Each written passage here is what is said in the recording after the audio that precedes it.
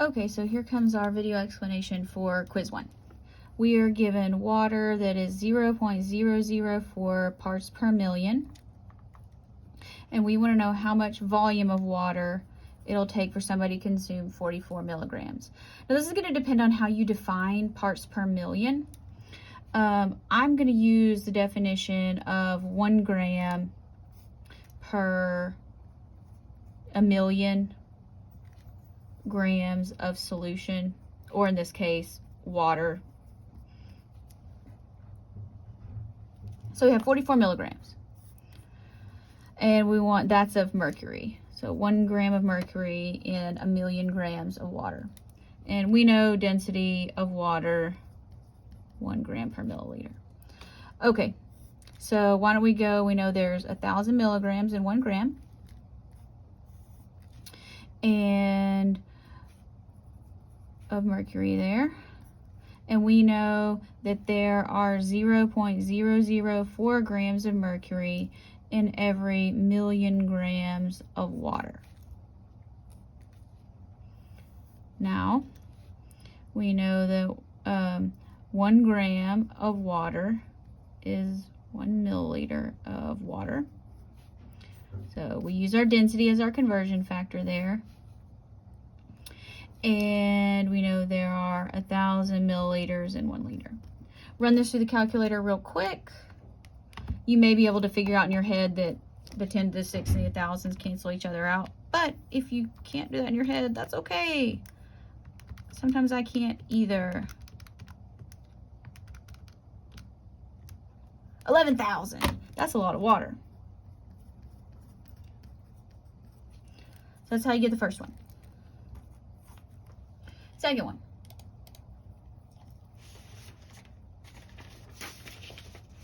Again, most of these, if you can define your concentrations and your solute and solvent correctly, those are the keys to doing these problems. And they're so similar that it's very easy to get confused. Okay, so here we have hydrogen peroxide, and this tells us that it is 3% by mass. And the density of the solution is 1.01 grams per milliliter. And we want to know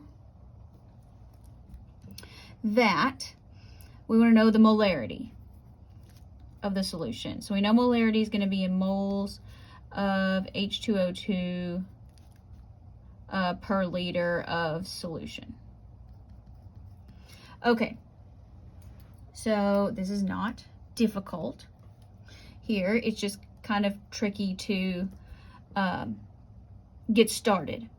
So if you have trouble getting started, understandable. All right, so I'm going to make things easy on myself, and I'm going to say that there's 1 liter of solution. So I'm going to say there's 1 liter of solution. It's going to make things a lot easier on me. Okay, so let's define this by mass. What's this 3% by mass? That means there are 3 grams of H2O2 per 100 grams of solution. I'm going to come down here. I didn't give myself enough space. All right, 1 liter solution. All right, well, since I'm in grams here, I need to get from liters to grams of solution. So let's go to milliliters, because that's what my density's in. And we know that every 1 milliliter of solution is 1.01 grams of solution. So units here can get really tricky, very important to label them. Now let's plug in our mass percent. 100 grams of solution gives us 3 grams of H2O2. Hey, now we know what we're doing. So how many moles? I'm going to trust you can use a periodic table. I'm going to use 34 grams H2O2. Make things easy on myself. 1 mole H2O2.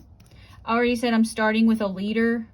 So if we want to put liters on the bottom again, then that's fine. We can do that. So let's run this through the calculator.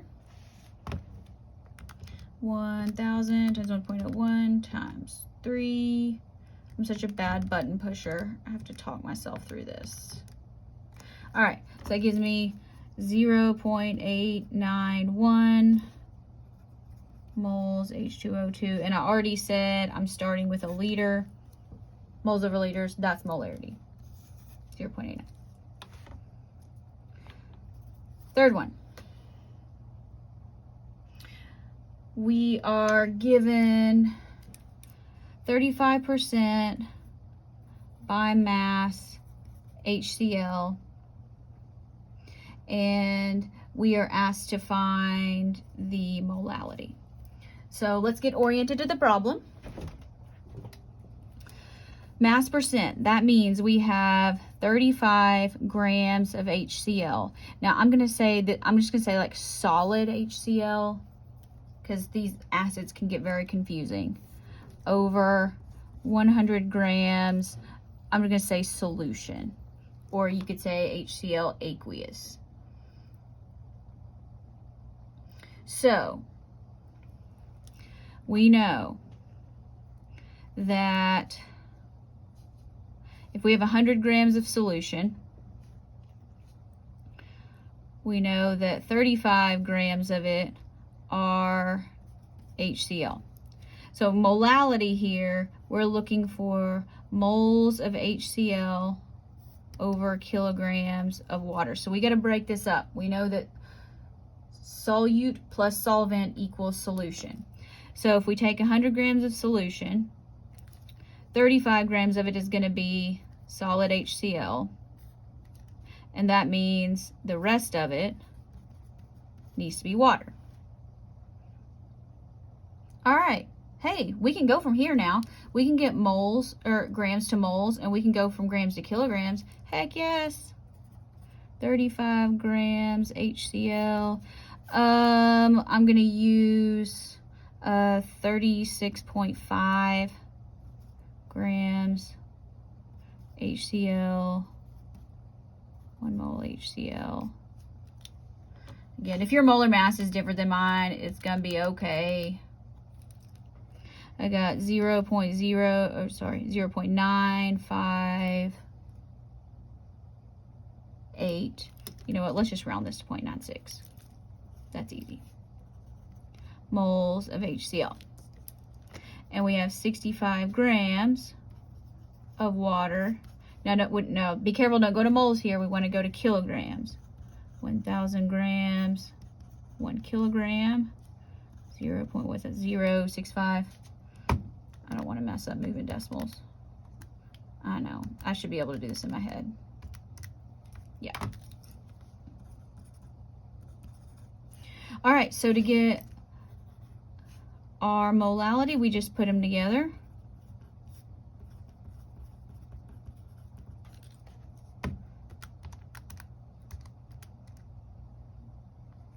(14.7, 14.8), and I think it wanted 2 significant figures, so let's round to 15.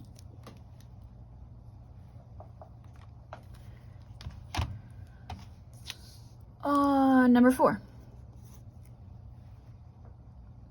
We are given, this is a little bit tricky here, and it's annoying because they give us, so we're given 48.6% by mass H2SO4.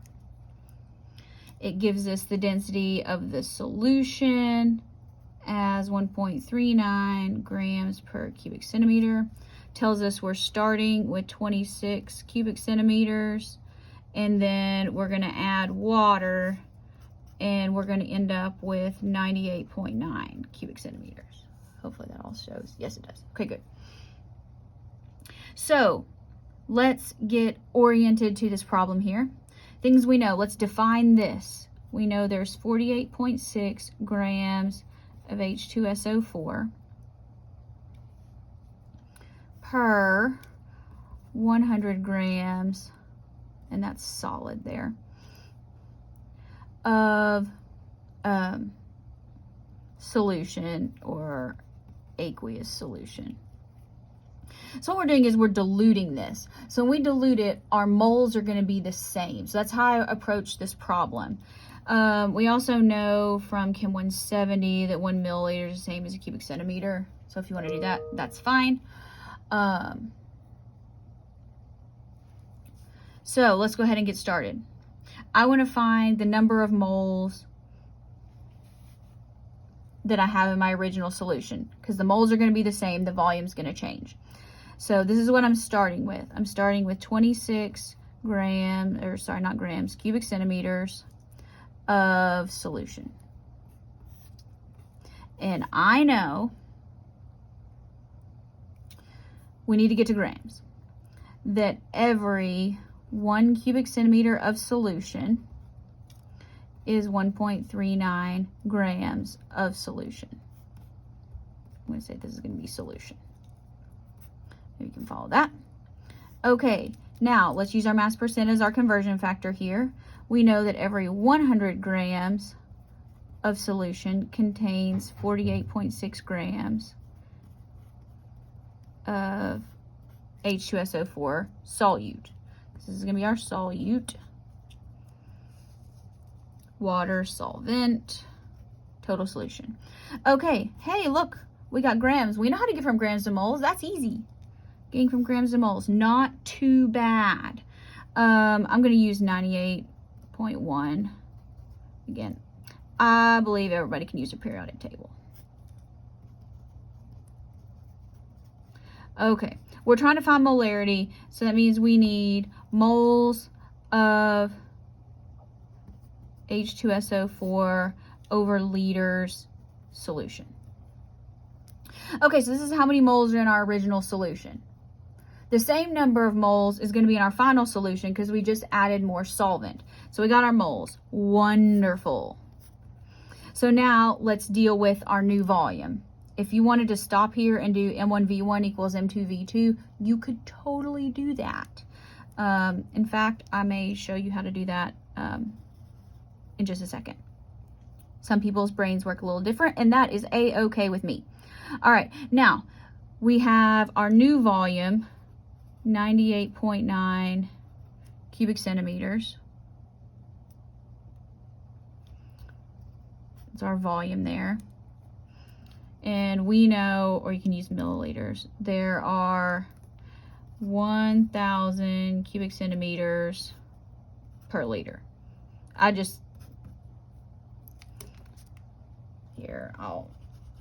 took a shortcut when I worked this out the first time, so we know that 1 cubic centimeter is 1 milliliter.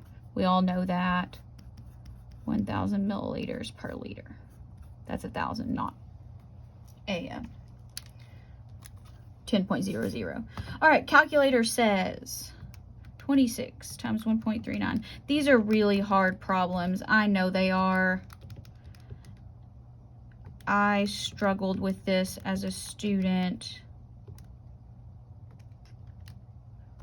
98.9.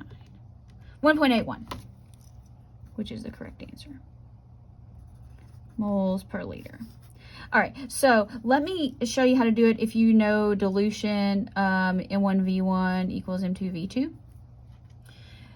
So we started out with our number of moles here. So I'm going to do this much. I think it works out. I haven't done it this way yet.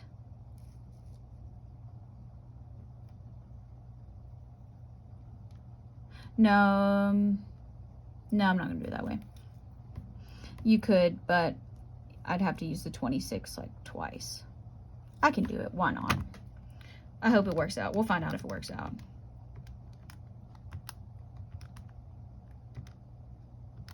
I'm going to stop there. I'm going to stop here.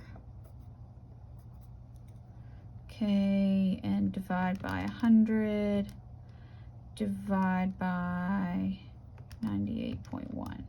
Okay, so that tells me there's 0.179 moles in 26 milliliters. Why not? So we got to divide by 26.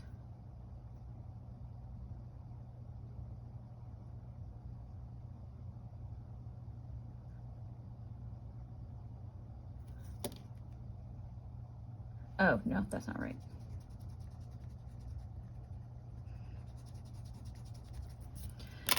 All right, I don't want to do it that way. That's just weird. If you want me to do it that way, I'll make another video. No problem. Moving down. Problem 7. All right, this says we want to ingest no more than 2.4 grams of sodium, and our softened water has a mass percent of sodium of 0.055, which means there are 0.055 grams of sodium in 100 grams of water. It tells us that the density of our softened water is 1 gram per milliliter.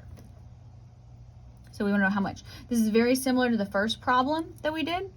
So let's say we don't want 2.4 grams of sodium. And we don't know how many liters. So we're trying to find liters of water. 0.055 grams of sodium in 100 grams of softened water. So I'm just going to say water there. Now we use the density because this is our solution. And since the problem's asking us for liters, let's go ahead and make our conversion to liters.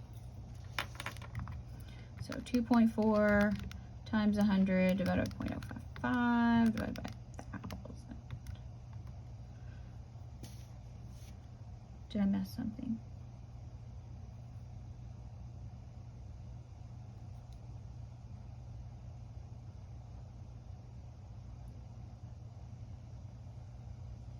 Did I miss something here? Hold on.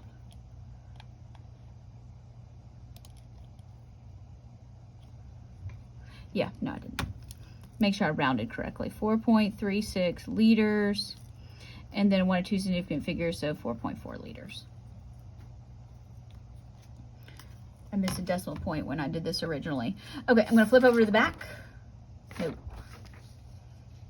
Yes, this was work from before. So I'm just gonna scoot that up so you can't see it. This is definitely the hardest problem that we have on here. And the easiest way for me to solve it was using a system of equations. So we are given 52 grams of solution, and we know that our mole fraction is 0.0766 mole fraction of urea. And we are trying to find how many grams of urea. So we're gonna do a lot of pre-work here. I am going to set up a system of equations. But first, let's define mole fraction. This is going to be moles of urea over total moles. That's going to be moles of urea plus moles of water in the solution. So I'm going to make this a 2-variable equation. So I'm going to say X is going to be moles of urea. Y is going to be moles of water. All right, now I also know my molar masses from the periodic table. I wouldn't trust you can do that. So you do urea, you get 60.06 grams per mole. And I'm going to use 18.02 for water here. So on our system of equations, we have 52 total grams of solution. Hopefully we can agree that if you take moles times molecular weight, you get grams.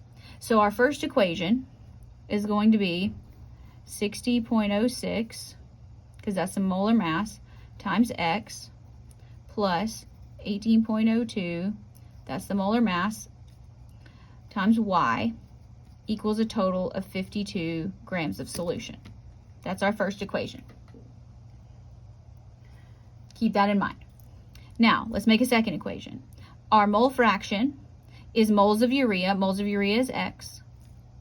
Total moles would be X plus Y, urea and H2O, and that has to equal 0.0766. Now you can solve either one of these equations by substitution. Again, I know it's not really a math class, but there's a ton of math in here, and this is not particularly easy math. So I'm going to solve for y. So x equals 0.0766, x plus 0.0766, y. Remember, this is a 1 in front of here. Let's bring this x over to the other side. 1 minus 0.0766. 2, 3, 4. X 0.0766 y.